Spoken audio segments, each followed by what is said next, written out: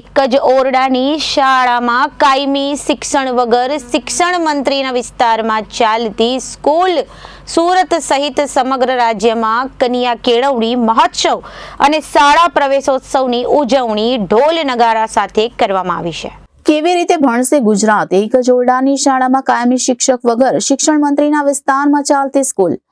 આમ આદમી પાર્ટીના નેતાઓએ શિક્ષણ મંત્રી પ્રફુલ પાનસેરિયાના મત વિસ્તારના ખડસદ ગામની શાળાની સ્થિતિને ઉજાગર કરી છે, જેના વિશે તેમણે કહ્યું કે અજાયબી સમાન સ્કૂલ છે। જીરો કાયમી શિક્ષકથી આ શાળા ચાલી રહી છે। ખડસદ ગામની આ પ્રાથમિક શાળામાં 2 શિક્ષકો છે, જેમાંથી એક કામચલાઉ શિક્ષક અને એક પ્રવાસી શિક્ષક છે। શાળાનો પોતાનો કહી શકાય એવો કાયમી શિક્ષક એક પણ નથી। આખી શાળાના નામે માત્ર એક જ ઓરડો છે, જેમાં આખી શાળાના બાળકો ભણે છે। એ જ ઓરડામાં આચાર્યની ઓફિસ પણ છે। ત્યારે રાકેશ હિરપરાએ કહ્યું કે શાળા પ્રવેશોત્સવના નામે સરકારે મોટા તાઇફા કર્યા છે। શિક્ષણ મંત્રીના મત વિસ્તારમાં જ આ હાલત છે, તો અન્ય વિસ્તારોની શું હાલત હશે તેની કલ્પના થઈ શકતી નથી। એક વિદ્યાર્થી પાછળ 40,000નો ખર્ચ થઈ રહ્યાના આંકડાઓ રજૂ થાય છે, ત્યારે શાસકો દ્વારા આ રૂપિયાનું શું કરવામાં આવતું હશે તે આ શાળાની હાલત પરથી અંદાજ લગાવી શકાય છે। હું રાકેશ હિરપરા, મારી સાથે આમ આદમી પાર્ટીના પ્રદેશ સંગઠન મંત્રી રામભાઈ તડુક છે। આપણા વિસ્તારના જે જગ્યાએ આપણે ઊભા છીએ વિસ્તારના સ્થાનિક કોર્પોરેટર મહેશભાઈ અણગણ છે અને સુરત મહાનગરપાલિકાના વિરોધ પક્ષના દંડક એવા માનનીય શ્રી રચનાબેન હિરપરા ઉપસ્થિત છે। મિત્રો, આજે તમને એક અજાયબી બતાવવાની છે। તમે ક્યારે એવું જોયું છે કે જે કોઈ શાળા એવી હોય કે જે 0 શિક્ષકથી ચાલતી શાળા હોય? તો આપણે અત્યારે જે કેમ્પસમાં ઊભા છીએ એમાં 0 કાયમી શિક્ષક છે।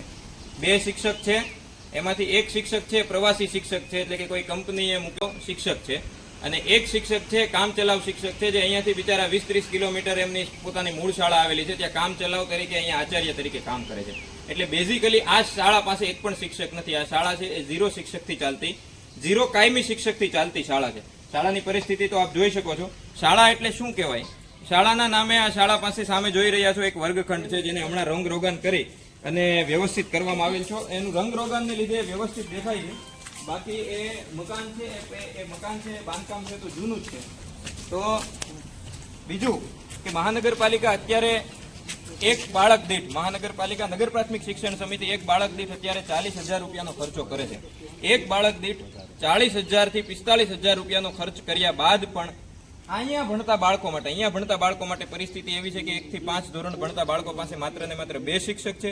2 માંથી એક પણ શિક્ષક કાયમી નથી। એમાંથી એક શિક્ષક તો સાથી પ્રવાસી શિક્ષક છે કે જે કોઈ જે આ એજન્સીએ મૂકેલા શિક્ષક છે, અને એક શિક્ષક છે બિચારા બીજી શાળામાંથી અહીંયા આવી અને કામ ચલાવ શિક્ષક અને આચાર્ય તરીકેની ભૂમિકા ભજવે છે। એક જ ઓરડામાં આચાર્યનું કાર્યાલય છે, એના એ જ ઓરડામાં 1 થી 5 ધોરણના બાળકો એક સાથે અભ્યાસ કરે છે। આ શાળાની પરિસ્થિતિ છે। એક તરફ પ્રવેશોત્સવ ચાલી રહ્યો છે, મોટા મોટા મંત્રીઓ, મોટા મોટા ધારાસભ્યો, ભાજપના મોટા મોટા પદાધિકારીઓ તમામ શાળાઓમાં જાય છે, પણ આ શાળામાં કોઈ આવ્યું નથી, કારણ કે આ શાળામાં એને નીચું જોવું પડે, આ શાળામાં શરમ આવી પડે, આ શાળામાં કામ કરવું પડે। એટલા માટે તો અહીંયા જે બાળકો ભણે છે ગરીબ વર્ગના બાળકો છે। આ ફરીવાર કહું કે એક અજાયબી છે, અને ગુજરાતના શિક્ષણ મંત્રીના વિસ્તારમાં આવેલી આ અજાયબી છે કે જે 0 કાયમી શિક્ષકથી ચાલતી અજાયબી છે, 0 કાયમી શિક્ષકથી ચાલતી શાળા છે, એક ઓરડાથી ચાલતી શાળા છે। એ જ ઓરડામાં આચાર્યની કેબિન પણ છે અને બાળકો પણ અભ્યાસ કરે છે। બાકીનું તમે અહીંયા ચિત્ર જોઈ શકો છો। તો અમારી માનનીય શિક્ષણ મંત્રીશ્રીને વિનંતી છે કે તમે આખા ગુજરાતમાં આટા મારતા હોય નહીં મારતા હોય એમને ખબર નથી, પણ કમસે કમ તમારા વિસ્તારની શાળામાં આવી અને એના વિકાસ માટે કંઈક કામ કરો। આ જ લોકોએ તમને મત આપી અને ધારાસભ્ય બનાવ્યા છે ને એના આધારે તમે મંત્રી બન્યા છો, કમસે કમ એનું ભલું કરો। આખા રિપોર્ટર અરવિંદ રાઠોડ, જનાદેશ ન્યૂઝ, સુરત।